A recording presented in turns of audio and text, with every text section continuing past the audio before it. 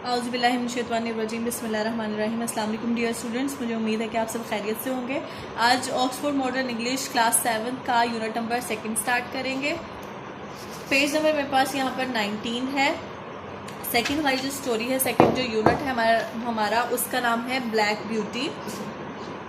अब सबसे पहले पढ़ते हैं इसके बारे में। This expert is taken from the novel black beauty. ये जो हमारे पास ये जो स्टोरी है, ये पूरी एक्चुअल में एक स्टोरी नहीं है, ये एक छोटा सा पार्ट लिया गया है। एक नॉवल है ब्लैक ब्यूटी, उसमें से बाय एना स्वेल। ये एना स्वेल की एक स्टोरी है। एना स्वेल एक राइटर थी।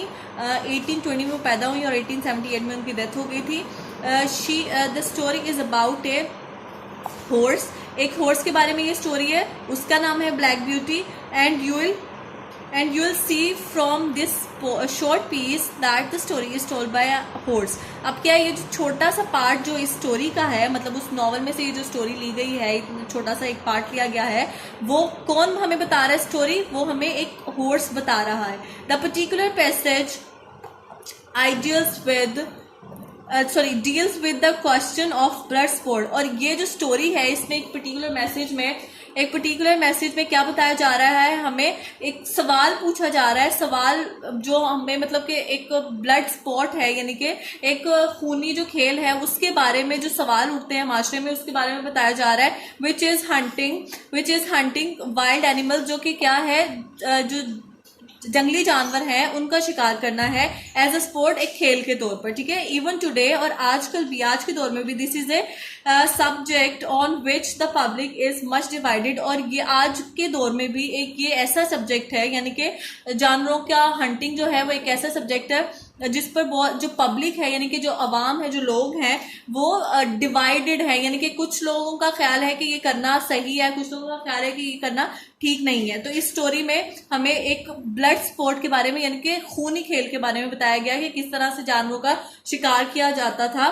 बहुत दर्दनाक तरीके से। Before I was 2 years old, जब मैं 2 साल का था, उससे पहले आ circumstance happened which I've never forgotten। एक वाकया वकू पजीर हुआ जिसे मैं कभी नहीं भूल सकता। It was early in the spring।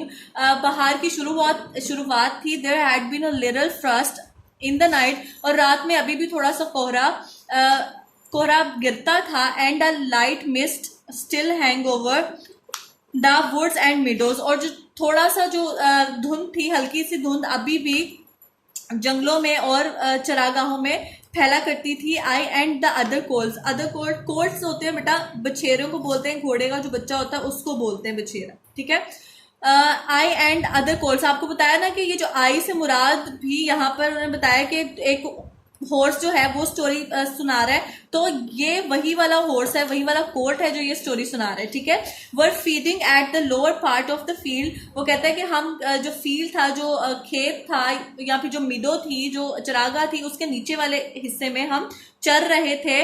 When we heard, जब हमने सुना, क्वाइट इन द डिस्टेंस, थोड़े से फासले पर, what sounded like the cry of dogs. अजीब सा वो कहता साउंड आ रहा था, जैसे कुत्तों के चीखने की, कुत्तों के रोने की आवाज हो। The oldest of the course race his head. और जो हम में से सबसे बड़ा कोर्ट था, यानी कि हम में से जो सबसे बड़ा बछेरा था, उसने अपना सर ऊंचा किया। प्रिक्ड अप हिज हेयर, अपने कान खड़े किए। एंड सेड, और कहा, देयर आर द हॉर्न्स। वहां पर हॉर्न्स होते हैं बेटा, जंगली कुत्तों को बोलते हैं। एक पूरा उनका जो पैक होता है शिकार के लिए जो डॉग्स इस्तेमाल होते हैं, उनको हॉर्न्स बोलते हैं। ठीक है, तो वो कहता है कि वहां पर वो जंगली कुत्ते हैं। एंड इमीडिएटली, और अचानक, कैंटर्ड ऑफ, और वहां पर वो आ रहे थे। Followed by the rest of us, और हम लोग, और उसने भागना शुरू कर दिया, यानी कि जो कोर्ट था बड़ा वाला, उसने भागना शुरू कर दिया। और हमने क्या किया, हमने भी उसके पीछे हम सारे हो लिए। The upper part of the field, कहां पर गए वो लोग भागकर? अपर पार्ट में। पहले वो नीचे वाले पार्ट में थे, फिर वो ऊपर वाले पार्ट में चले गए, उस खेत के या उस मीडो के।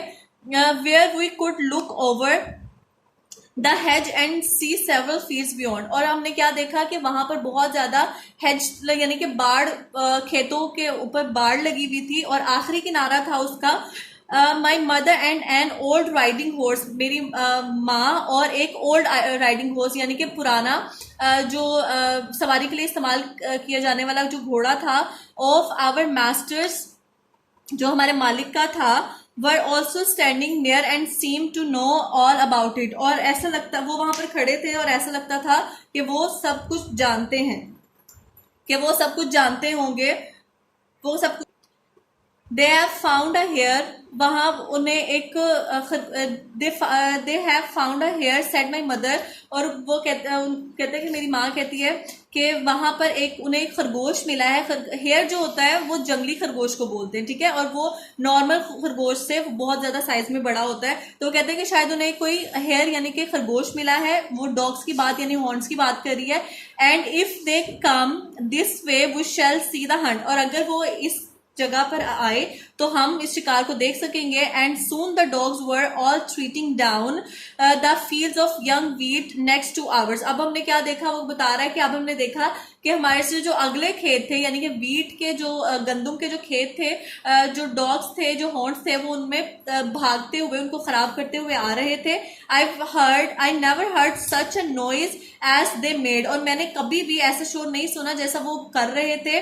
दे डिडंट बार्क, वो भौंक नहीं रहे थे, नॉर हाउल, ना ही चिल्ला रहे थे, नॉर वाइन, और ना ही उनकी अजीब सी आवाजें आई थी, but kept on A you at the top of their voices, और सिर्फ एक अजीब सी आवाज अपने गले से निकाल रहे थे और अपने गले के बल पर पूरी जोर से निकाल रहे थे। After them came a number of man on horseback. अब क्या देखा उसने कि पहले तो उन्होंने डॉग्स देखे, फिर बाद में क्या देखा, फिर बहुत से जो आदमी थे, बहुत से लोग थे, वो हॉर्स बैक यानी कि घोड़ों की कमर पे यानी कि घोड़े पर बैठे हुए वहां पर आए। सम of them in green quotes, उनमें से कुछ ने सब कोट पहन रखे थे। All galloping as fast as they could, और वो इतनी तेजी से घोड़ा दौड़ा रहे थे जितना वो कर सकते थे।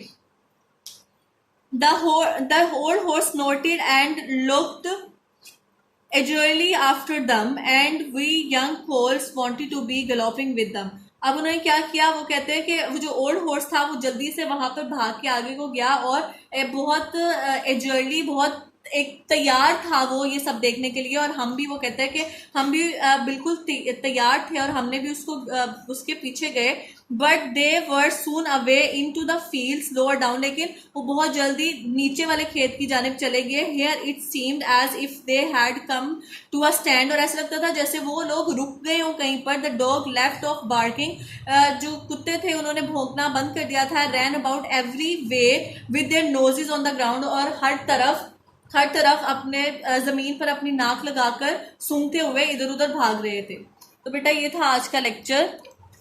मुझे उम्मीद है कि आज को अच्छे से समझ आ गया होगा। नेक्स्ट स्टोरी अगले लेक्चर में कंटिन्यू करेंगे, तब तक के लिए अल्लाह हाफिज।